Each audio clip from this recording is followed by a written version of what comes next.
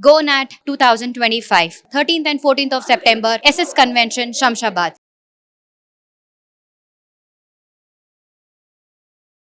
గురుగారు నమస్కారం. నమస్కారం అమ్మా. నరసింహార్పణ. గురుగారు, ఇప్పుడు మనం మహాలయ పక్షాల గురించి మాట్లాడుకుంటున్నాం. అంటే పితృదేవతలకి పిండం పెట్టి ఆ ప్రాసెస్ అంతా కూడా చేస్తూ ఉంటాం కదా. అయితే అసలైతే మామూలుగా ఎవరన్నా ఈ క్షణం మనకి చనిపోయారు, ఈ టైంలో చనిపోయారు అంటే సంవత్సరం వరకు కూడా కొంతమంది అంటే నెల మాసికం అనే అవి చేస్తూ ఉంటారు. అసలైతే ఏం చేయాలి? ఇప్పుడు ఒకవేళ ఎవరన్నా మన పెద్దవాళ్ళు చనిపోయారు అని అనుకుంటే మళ్ళీ వచ్చే సంవత్సరం వరకు ఏ ఏ పద్ధతులు అనేది మనం పాటించాలంటారు అసలు? తప్పకుండా మంచి ప్రశ్న అమ్మా. ఇది చాలామంది దీన్ని తెలియక కొంత, తెలిసి కూడా పొగరితో కొంత, వసులుబాటు లేక కొంత కూడా కొన్ని మిస్ అవుతున్నారు ఇటువంటి కర్మలు చేయడం. అసలు చేయవలసిన విధానం ఏంటయ్యా అంటే, గతించిన తర్వాత, ఇప్పుడు ఉదాహరణకి ఈ క్షణంలో గతించారనుకుందాము, పెద్దవారు, ఆడవారు, మగవారు ఎవరైనా పెద్దవారు గతించిన తర్వాత ఈ రోజు నుంచి వాళ్ళ ఇంటి ఆచారాన్ని బట్టి 12 రోజులు 15 రోజులు వాళ్ళకి సూతకం ఉంటుంది. సూతకం ఉంటుంది. ఆ 12 రోజులు, ఉదాహరణకు 12 రోజులే అనుకుందాము. ఈ 12 రోజులు కూడాను ఎవరింటికి వెళ్ళకపోవడం, బయట ఆహారాన్ని స్వీకరించకపోవడం, ఇంట్లో చేసినటువంటి వంట, అమ్మ కానీ భార్య కానీ, వీళ్ళు అంటే ఇంటి ఆడబిడ్డ కానీ, అలా తన వాళ్ళు సంబంధించిన వాళ్ళు మాత్రమే చేసిన వంటని తినడము. అది కూడా రజోగుణ తమో గుణాలకు సంబంధించి ఉల్లిపాయ, ఎల్లిపాయలు ఇటువంటి వాడకుండా సాత్వికమైనటువంటి ఆహారాన్నే స్వీకరిస్తూ ఈ 12 రోజులు కూడా ప్రతిరోజు చనిపోయిన క్షణం తర్వాత మనం వారిని దహన కార్యక్రమాలు అవుతుంటాయి. ఈరోజు పొద్దున చనిపోతే సాయంత్రం కల్నే దహన కార్యక్రమం అయిపోవాలి. చంద్రోదయం మొదలయ్యేలోపు, సూర్యాస్తమయం లోపే దహన కార్యక్రమం అయిపోవాలి.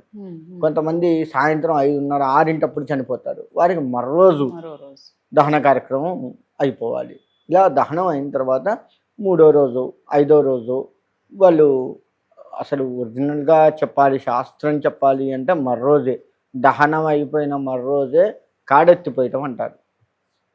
అలా కాడెత్తిపోసి అంటే ఆ యొక్క బూడిద మొత్తం కూడా తీసి, బొక్కలు తీసి, ఎముకలు అవన్నీ కూడాను తీసి భద్రపరచుకోవడము, మిగతాదంతా చెట్టుకు పోయడము, దగ్గరలో పారే నీళ్ళు ఉంటే పారే నీళ్ళల్లో పోయడం, ఇలా చేస్తూ ఉంటారు. అలా చేయాలి. తర్వాత ప్రతిరోజు కూడాను శ్మశాన వాటికి వెళ్ళి అన్నం వండి పెట్టడము, కాకి పెట్టడం, అక్కడ తర్పణాలు వదిలిపెట్టి ఇలా 12 రోజుల పాటు చేస్తూ ఉండాలి అసలైతే. కానీ ఇప్పుడు అందరు ఏం చేస్తున్నారంటే 3వ రోజు 5వ రోజు కాడెత్తిపోయడము, మళ్ళా లాస్ట్ 3 రోజులు చేయటము, 2 రోజులు చేయటమో చేస్తున్నారు. అది ఎంత మాత్రం కూడా సబబు కాదు. ప్రతిరోజు చేయడమే శాస్త్రం 12 రోజుల వరకు. ఇలా చేస్తూ ఉండాలి. చేస్తూ ఉంటే, ఎందుకంటే ఆ ఆత్మ ఆ పరిసర ప్రాంతంలో ఎవరైతే కర్తగా చేస్తున్నారో తన చుట్టూ తిరుగుతూ ఉంటాడట. ప్రతిరోజు కూడా ఇంట్లో దీపం పెడుతూ ఉంటారు. అప్పుడు కూడా ఎందుకు అంటే ఆ జ్యోతి స్వరూపంగా కూడాను ఆ యొక్క పితృదేవతలు కొలువై ఉంటారు. ఆ జ్యోతి వెలుగులో పితృదేవతలు తిరుగుతూ ఉంటారు అని కూడా చెప్తూ ఉంటారు. కాబట్టి దీపం ఖచ్చితంగా పెడుతూ ఉంటారు. అలా దీపం పెట్టి ప్రతిరోజు కాకి పెట్టి తర్పణాలు అవి అక్కడ చేయవలసిన కార్యక్రమాలన్నీ చేస్తూ, తర్వాత 12వ రోజు పెద్ద కర్మ చేస్తూ ఉంటారు. అది పూర్తి అయిన తర్వాత ఎవరైతే ఉన్నారో వారు దేవాలయంలోకి వెళ్ళి నిద్ర చేసి రావడము, తర్వాత అత్తగారింటికో లేదా మేనమామ ఇంటికో వెళ్ళి నిద్ర చేసి రావడము, ఇలా చేసి వచ్చిన తర్వాత మాత్రమే ఇతరత్ర ఫంక్షన్లకు కానీ ఇతరత్ర వాళ్ళ ఇళ్ళకి కానీ వెళ్తూ ఉండాలి. దేవాలయంలో చేస్తారు. దేవాలయంలో నిద్ర చేయాలి మొట్టమొదటి.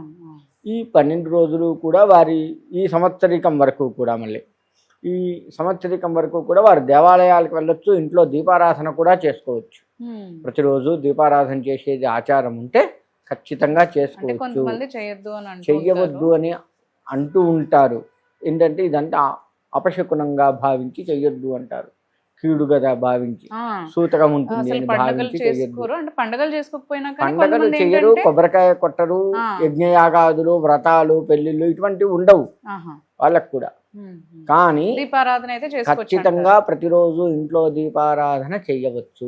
సంవత్సరికం వరకు చేసి ఇంట్లో రోజు వారు గతించక ముందు మనం ఇంట్లో రోజు ఎట్లా పారాయణం చేసుకుంటున్నాము, ఏదో విష్ణు సహస్రనామము, లలితా సహస్రనామ పారాయణం ఏదో చేసుకుంటాం కదా, అలవాటు ఉంటుంది కదా, అష్టోత్తరం చేసుకోవటం ఏదో అది యథావిధిగా చేసుకోవచ్చు. Hmm. దీపారాధన చేసి పారాయణాలు చేసి ఏ పండో ఏదో నైవేద్యం పెట్టవచ్చు. మిశ్రియో బెల్లం ముక్కో ఏదో ఒకటి నైవేద్యం పెట్టి స్వామివారికి హారతి ఇచ్చి చేయవచ్చు. అంటే రెగ్యులర్గా చేసేటువంటి పూజ నిత్య నైమిత్తిక కర్మలలో ఇదొకటి. నైమిత్తిక కర్మల్లో ఇదొకటి. ఇలా చేసుకోవచ్చు, తప్పు లేదు. బ్రాహ్మణులైతే సంధ్యావందనాలు చేయడము, వారికి ఉన్నటువంటి అనుష్ఠానాలు చేసుకోవడం, ఇవన్నీ కూడా చేసుకోవచ్చు. ఇంకా ఏం చెప్తారు అంటే సంవత్సరీకం వరకు కూడా ఎక్కడికి వెళ్ళకూడదు, క్షేత్రాలకు వెళ్ళకూడదు అని చెప్తారు. క్షేత్రాలకు వెళ్ళవచ్చు, దేవాలయాలకు వెళ్ళవచ్చు. ఈ కర్త ఎవరైతే ఉన్నారో, చేసేవారు ఎవరైతే ఉన్నారో, ఈయన ఎన్ని క్షేత్రాలైతే తిరగగలుగుతాడో ఆ పుణ్యం గతించిన వారికి కూడా చెందుతుంది. వారు కూడా ఆ క్షేత్రంలోకి వెళ్ళి ఆ స్వామిని దర్శనం చేసుకున్న ఫలితం గతించిన వారికి కూడా చెందుతుంది. టెంకాయ కొట్టకూడదు, టెంకాయ కొట్టదు, దర్శనం చేసుకుని రావడమే. ఎక్కడా కూడా ఎటువంటి పూజలు కళ్యాణాలు ఇప్పుడు తిరుపతి వెళ్తాము, పూజలు కళ్యాణాలు చేయించకూడదు, కొబ్బరికాయలు కొట్టకూడదు, ప్రత్యేక హారతులు ఇప్పించడం చేయడం చేయకూడదు, ఏదీ చేయొద్దు. పోవాలి, స్వామిని దర్శించుకోవాలి, నీ అనుగ్రహం తండ్రి అనాలి, బయటకు రావాలి, అంతే. స్వామిని కళ్ళారా చూసి బయటికి రావాలి. ఇలా చేసుకోవచ్చు. ప్రతి నెల మాసికము ఖచ్చితంగా పెట్టాలి. ఎట్టి పరిస్థితుల్లో ఆ తిథి రోజు మాసికము పెట్టవలసిందే. ఒక్కొక్క మాసికం పెడుతూ ఉంటే వాళ్ళకి ఒక్కొక్క అవయవం ఏర్పడుతూ ఉంటుందట. ఎందుకంటే సూక్ష్మ శరీరంతో ఉంటారు, వీరు చేసిన పాపపుణ్యాలు పైన అనుభవించాలి కదా, కాబట్టి సూక్ష్మ శరీరం ఏర్పడుతూ ఉంటుంది. ప్రతి మాసికము పెట్టవలసిందే. తర్వాత సంవత్సరికం కూడా యథావిధిగా చేయవలసిందే. సంవత్సరికం అంటే ఇప్పుడు సంవత్సరికానికి అందరిని పిలిచి అందరికి పెడుతూ ఉంటారు, అలాగే చేయాలా? మాసికాలు వా కుటుంబ సభ్యుల వరకు చేసుకుంటారు, అందరిని పిలవక్కర్లేదు. మనం చనిపోయినప్పుడు పిలుస్తాము, 12వ రోజు అప్పుడు చెప్తాము, తర్వాత సంవత్సరికాలప్పుడు చెప్తాం. ఈ మధ్యలో వచ్చే మాసికాలకి ఎవరికీ చెప్పక్కర్లేదు, కుటుంబ సభ్యుల వరకు చేసుకోవచ్చు. శక్తి ఉంటే పిలుచుకోవాలి, లేదు అంటే వారి కుటుంబ సభ్యుల వరకు చెల్లెళ్ళు అన్న తమ్ముళ్ళు వాళ్ళ వరకే వస్తారు. అలా వచ్చి మాసికంలో పాల్గొని కాస్త వారికి కూడా నమస్కారం చేసుకొని, పిండాలకు వారికి నమస్కారం చేసుకొని చేస్తారు. అలా ప్రతి నెలా మాసికం పెడితే వారికి ఒక్కొక్క అవయవం ఏర్పడి ఈ అవయవాల ద్వారా పైన వారికి పాపపుణ్యాలు సంవత్సరికం రోజు ఎంత పాపం చేశారు, ఎంత పుణ్యం చేశారు, ఎంత శిక్ష అనుభవించాలి, ఎంత సుఖాలు స్వర్గంలో అనుభవించాలి, ఇవన్నీ కూడాను ఉంటాయి ఈ సూక్ష్మ శరీరం ద్వారా. అప్పటి వరకు శరీరం ఏర్పడటం కోసంగా మాసికాలు పెట్టాలి. నువ్వు ఏ మాసికం అయితే పెట్టలేదో ఆ అవయవం ఏర్పడదు. అలా కూడా ఉంది. అంగవైకల్యంతో ఉంటారు. అవి పితృశాపాలు కూడా ఇదే. ఇవన్నీ చేయకపోతే శాపాలు కూడా తగులుతాయి. పితృశాపాలు అని చెప్తూ ఉంటారు కదా, ఇటువంటివన్నీ చేయకపోతే, పితృదేవతలకు మనం చేయవలసిన కర్మ సక్రమంగా చేయకపోతే ఇవన్నీ కూడా తగులుతాయి. సంవత్సరికం, మాసికము, సంవత్సరికము, ఆబ్దికము, ఈ మూడు రోజులు చేస్తారు. ఇవన్నీ కూడా ఇంట్లో మగవాళ్ళు మాత్రమే, ఆడవారికి అర్హత లేదు. ఈ మధ్య చేస్తున్నారు కానీ లేదు. అంటే ఇద్దరు అబ్బాయిలు ఉంటే పెద్దవాడు చేయాలి. ఇద్దరు కాదు, 100 మంది ఉన్నా పెద్దవాడు చేస్తే 99 మంది పక్కన కూర్చోవలసిందే. పెద్దవాడు చేస్తున్నాడు కానీ నేను చెయ్యక్కర్లేదు లేదు, తను కూడా చక్కటి ఆచారంతో పక్కన కూర్చొని పెద్దవాడు చేస్తూ ఉంటే తనకు సహాయం చేయడము అవి చేస్తూ ఉండాల్సిందే. అబ్బాయిలు లేరు, ఇద్దరు కూతురులే, పెద్ద అల్లుడు చెయ్యాలి. అల్లుడు కాకపోతే ఇద్దరికి పెళ్లి కాలేదు, ఇద్దరు కూతుర్లకి పెళ్లి కాలేదు. పెళ్లి కాకపోతే తనకు సంబంధించినటువంటి వాళ్ళు ఉంటారు కదా, ఇప్పుడు చనిపోయిన వాళ్ళకి సంబంధించిన వాళ్ళు ఉంటారు కదా, పాలి వాళ్ళు, అది వాళ్ళల్లో ఎవరో ఒకళ్ళు దీన్ని చేయొచ్చు. లేదు వాళ్ళు కూడా ఎవ్వరు లేరండి అని ఒకవేళ మీరు అనుకుంటే ఖచ్చితంగా ఒక బ్రాహ్మణ్ణి తెచ్చుకొని ఆ బ్రాహ్మడికి కొంత దక్షిణ మాట్లాడుకొని ఇచ్చి బ్రాహ్మడి ద్వారా ఇదంతా చేయించవచ్చు. కానీ వదిలిపెట్టకూడదు. నాకు ఎవరు లేరు, అయిపోయింది ఇంకా అన్నట్టుగా వదిలిపెట్టకూడదు. కానీ కార్యక్రమం చేయవలసిందే. బ్రాహ్మడు చేసినా కానీ ఫలితం మొత్తం కూడా వీళ్ళ ఖాతాలో పడుతుంది, బ్రాహ్మడి ఖాతాలో ఏం పడదు. ఎవరైతే గతించారో వాళ్ళకి సంబంధించిన వారి బిడ్డలు, భర్త దస్తే భార్యకి, భార్య దస్తే భర్తకి, వారి ఖాతాలో పడుతుందే తప్ప పుణ్యం మొత్తం కూడా బ్రాహ్మడు చేస్తుంటే ఆయనకే పోతుందేమో కూడా ఉండదు. ఖచ్చితంగా చేయించి తీరవలసిందే. అలా చేసుకుంటూ వెళ్ళి సంవత్సరికం వరకు కూడా చేయాలి. చేసి సంవత్సరికం అయిన తర్వాత ఇంట్లో ఏదైనా శుభకార్యం చేసుకోవడానికి అర్హత అప్పుడు. అంటే ఇప్పుడు మీరు శుభకార్యం అంటే గుర్తొచ్చింది, కొంతమంది అంటారు 3 నెలల లోపు 5 నెలల లోపు ఏదో శుభకార్యం చేస్తే వాళ్ళకి మంచిది అని కూడా కొంతమంది చేస్తూ అది ఆడపిల్ల పెళ్లి చేస్తే. చనిపోయారు ఇప్పుడు మీరు అన్నారు 2 ఆడపిల్లలు ఉన్నారండి పెళ్లి కాలేదు అన్నారు కదా, అలా పెద్దమ్మాయి పెళ్లి గనక చేస్తే కన్యాదాన ఫలితం వాళ్ళ అకౌంట్లో దానాలు ఉంటాయి. ఇందులో 12వ రోజు దానాలు ఇస్తారు, దశదానాలు ఉంటాయి, దాంట్లో కన్యాదానం ఇవన్నీ ఉంటాయి, షోడశ మహాదానాలు అని ఉంటాయి, వీటిల్లో కన్యాదానం వస్తుంది. ఈ ఫలితం కన్యాదానం చేసిన ఫలితం ఆ చనిపోయిన వారికి కూడా చెందుతుంది. అమ్మాయి పెళ్లి మాత్రమే, అబ్బాయి పెళ్లి చేయడానికి లేదు, మళ్ళీ అమ్మాయి పెళ్లి చేయవచ్చు.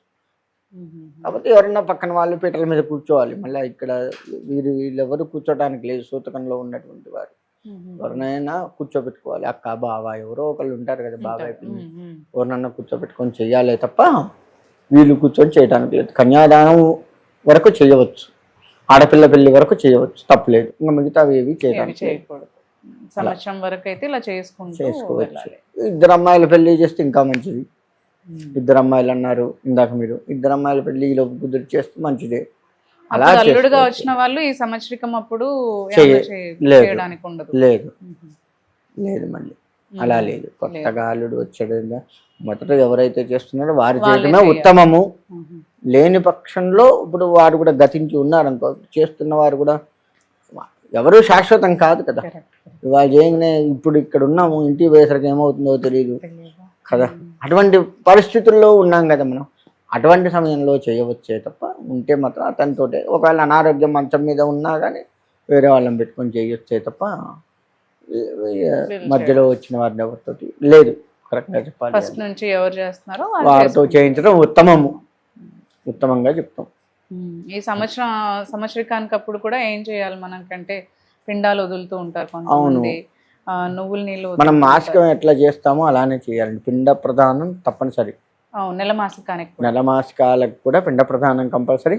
స్వయం పాకం అనేది ఇస్తూ ఉంటాము, బ్రాహ్మణ భోజనం కింద స్వయం పాకం ఇస్తూ ఉంటాము. స్వయం పాకంలో కూడా ఈ మధ్య స్వయం పాకాలు కూడా ఎట్లా ఇస్తున్నారు అంటే 2 టమాటాలు 2 దోసకాయలు ఇలానే ఇస్తారు. ఏ కూర అయినా 3 రకాల కూరగాయలు ఒక్కొక్కటి కేజీ చొప్పున కనీసంగా ఇవ్వాలి. అంటే బ్రాహ్మడికి ఇచ్చేది కడుపు నిండా తినేటట్టు ఇవ్వాలి. మనం 2 టమాటాలు చేసుకొని కూర చేసుకొని తినగలుగుతామా? 2 టమాటాలు కడుపు నిండుతాయా? నువ్వు తీసుకెళ్లే స్వయం రకాలు ఇచ్చినా కానీ ఆయన నిండుగా ఇవ్వమంట. ఇచ్చే 3 రకాలు కేజీ చొప్పున పూర్తి స్థాయిలో ఇవ్వాలి. కానీ ఏదో ఇచ్చామంటే ఫలితం రాదు. మళ్ళీ ఇది చాలా మంది దగ్గర ఉంది ఈ అలవాటు. మినిమం కేజీ బావు లెక్క. అంతేకాని ఏదో 2 టమాటాలు 2 వంకాయలు ఏవో ఇచ్చి అమ్మ ఇచ్చానులే అంటే ఇచ్చిన ఫలితం ఎట్టి పరిస్థితుల్లో రాదు. ఎందుకంటే ఇప్పుడు నువ్వు ఆకలితో వచ్చావమ్మా నా ఇంటికి, ఇంత తినేదాన్ని ఇంత పెట్టా, సరిపోతుందా? ఇంకా జాలే చేయగడుక్కో అంట. అప్పుడు నీకేమనిపిస్తుంది?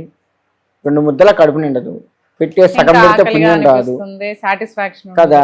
ఆ పాపం సగం పెట్టిన పాపం నాకు తగులుతుందా లేదా? ఇది అంతే. బ్రతుకున్నప్పుడు కడుపు నిండా పెట్టాలి, శత్రువు వచ్చినా అన్నం పెట్టాలి అని చెప్తాం. మరి మనం అలా చెప్పేవాళ్ళం. మనం చనిపోయిన వాళ్ళ దగ్గరకు వచ్చేసరికి తృప్తిగా ఇవ్వకపోతే ఎట్లా? ఇటువంటి ఎన్నో ఉంటాయి. అవన్నీ కూడా మనం ఆలోచించి పెద్దవారిని అడిగి తెలుసుకొని దాని ప్రకారంగా సాంప్రదాయ ప్రకారంగా చేస్తూ పోతేనే మంచి జరుగుతుంది. సగం పెడితే సగం మంచి అయితే ఎట్టి పరిస్థితుల్లో రాదు, ఇంకా పాపమే వస్తుంది. సగం పెట్టి పాపం వస్తుంది, అర్ధ కడుపుతో పంపించిన పాపం వస్తుంది కదా. అది కాబట్టి ఇచ్చేది తృప్తిగా ఇవ్వాలి. మనం ఇంట్లో ఎంత తృప్తిగా తింటాము. కాబట్టి నువ్వు ఇచ్చేది తను ఇంటికి తీసుకెళ్ళి కుటుంబం మొత్తం తింటారు. తన ఇంటికి ఎవరిని అతిథి వస్తే ఆ బ్రాహ్మణుడు తింటాడు అంటే ప్రతి వారికి కడుపు నింపిన ఫలితం వస్తుంది కదా. అవి ఒక్కడికే సరిగ్గా సరిపోకుండా ఇస్తే నువ్వు కుటుంబం మొత్తం ఎట్లా? ఇచ్చేది మంచిగా ఇవ్వాలి. నేను చెప్పేది అది.